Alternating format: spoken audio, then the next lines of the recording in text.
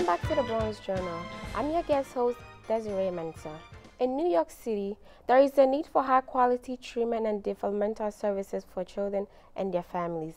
The nonprofit organization, Astor Services for Children and Families, aims to provide these much-needed educational and behavioral services. Today on the show, we have a psychologist and a team leader of Astor BRONX community who will speak to us about their program and services. Dr. Paul Bellman, welcome to the show. Thank you so much. It's a pleasure to be here, Desiree. Thank you. Dr. Paul, can you tell us when Astor was established, where and when and why? Sure. We were founded in 1953, and at that time, our name was different. We were known as the Astor Home for Children, and that's because that's actually how we started. We had a single residential home for kids who needed a safe, therapeutic environment to live in.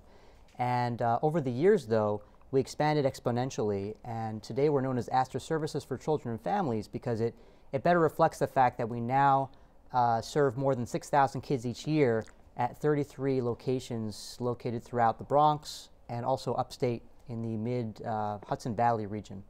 What is the mission behind this organization? So our mission is to provide the highest quality mental health services and educational services to children and families in need. And what that means in terms of our actual programs, many of them are focused on helping kids who have emotional behavioral difficulties. And we also have programs, many of our programs focus on helping kids and families who have backgrounds of trauma, families that are multi-stressed and that need the extra support and treatment that our programs can provide. And we also have a number of programs that also focus on providing a therapeutic school setting for kids who need that, as well as programs that focus on preschool, that age. We have everything from Head Starts to therapeutic preschools. What's the age range of the kids you have with your organization? So our youngest kids are at around age 3, and our outpatient clinics actually go up all the way through age 21. What branches do you have? Branches here in the Bronx, do you mean? Yes. Okay. How many branches do you have in the Bronx? So here in the Bronx, we have 5 program locations, and then we have a number also of satellite locations that are located in various parts of the Bronx. Most of them are located in the Northeast Bronx, in various neighborhoods, as well as in the Southwest Bronx, but we have locations in other places as well around the Bronx. And down here in the Bronx, our programs are primarily outpatient mental health clinics.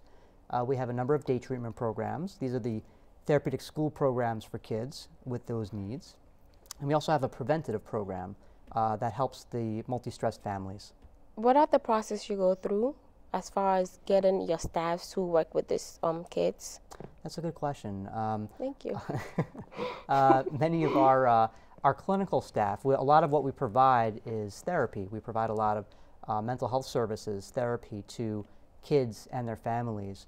And many of our clinical staff, they all are very well trained in their fields. They all have either master's or doctoral levels of training. They're expected to be licensed in their fields. Most of our therapists are trained social workers or psychologists or creative arts therapists. As far as families, what kind of services do you provide for families? It's a good question. So in our various programs have different kinds of services that we provide. In our outpatient clinic and in our day treatment programs, we provide certain kinds of treatments, not only for the kids themselves, but we really like to involve the whole family. When there's a child who's in need, who has mental health issues, who has emotional, behavioral difficulties. So oftentimes it's really important to get the family involved. That's true. We take a very strength-based, collaborative approach with the parents. We like to get them very involved. We feel like we have a certain amount of expertise, but each parent is really an expert in their child. And so they really help us, collaborate with us to help us really individualize the treatments that we can provide to their specific kids and their specific needs. And there are also some specific treatments that we provide that are really focused on helping the parents and the families. Just as an example, one of the kinds of evidence-based treatments that we provide is called PSYCHOLOGIST. It stands for Parent-Child Interactive Therapy. And with this kind of therapy, it's a very hands-on type of treatment in which we give parents a lot of training in terms of how to engage and develop their relationships with their kids who have special needs, and how to give them the strategies that they need to help their children succeed. What kind of prevention do you have for kids that are mentally in need? So when I say prevention, the kind of preventive program that we have isn't focused on only on specifically kids. That's focused on families as a whole. And the purpose there usually with our preventative program, these are families that are at risk of being involved with the child welfare system. And they're often multi-stressed. Many of them have been through trauma in the past, perhaps. And so in our preventive program, we provide them with caseworkers who come to the home as often as they may need to provide them with the support and the services and link them to the treatments that they may need in order to get the help that they need in order to be supported as a family. In terms of the kids themselves, our outpatient and our day treatment programs, again, are kind of focused. For those programs, we're working with kids who already have mental health issues. So it's not preventative in that sense, but the treatments that we provide, and in the day treatment program, it's actually a therapeutic school that we provide for the kids to be in. These are things to help the kids and the families flourish. How many kids do you have, and is it hard to manage? Is it hard to manage the upkeep as far as how you provide services for these kids? Okay, good question. Overall in the Bronx, yes, we serve over 1,500 kids each year, and so we serve a large number of children and families.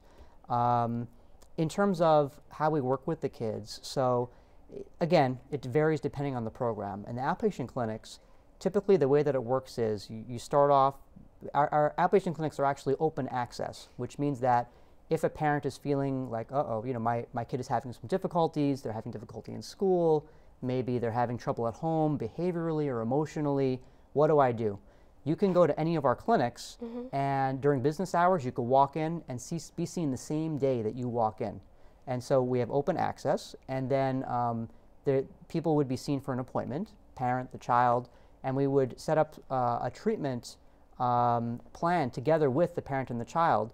Usually with outpatient clinics, people would come in once a week. The frequency might vary a little bit. It could be more, it could be less for the treatment.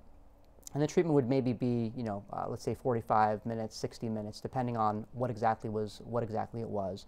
But again, the timing can vary depending on what the needs are.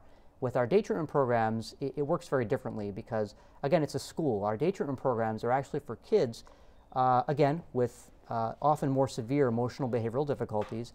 And these are kids who have been to other schools, they've been through special ed, and things just haven't worked out for them. They just haven't been able to flourish in these other schools. They need something more. And so in our day treatment programs, we provide the kids with a very structured and therapeutic setting for them to come. It's very small. It's the kind of place where everyone knows your name. All the staff know all the kids.